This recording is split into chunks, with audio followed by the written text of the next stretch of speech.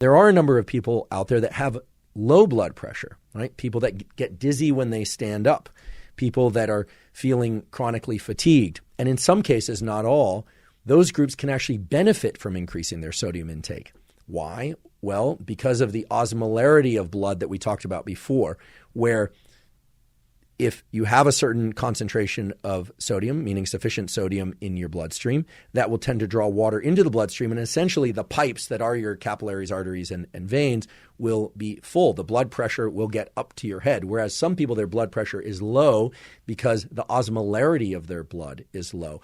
And that can have a number of downstream consequences. Let's look at what the current recommendations are for people that suffer from orthostatic disorders like orthostatic hypo, meaning too low tension, orthostatic hypotension, postural tachycardia syndrome, sometimes referred to as POTS, P-O-T-S, or idiopathic orthostatic tachycardia and syncope. Those groups are often told to increase their salt intake in order to combat their symptoms. The American Society of Hypertension recommends anywhere from 6,000 to 10,000. These are very high levels. So this is 6 grams to 10 grams of salt per day, keeping in mind, again, that salt is not the same as sodium. So that equates to about 2,400 to 4,000 milligrams of sodium per day.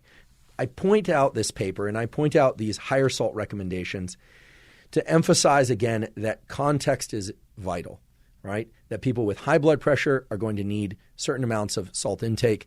People with lower blood pressure are going to need higher amounts of salt. And for most people out there, you're going to need to evaluate how much salt intake is going to allow your brain and body to function optimally.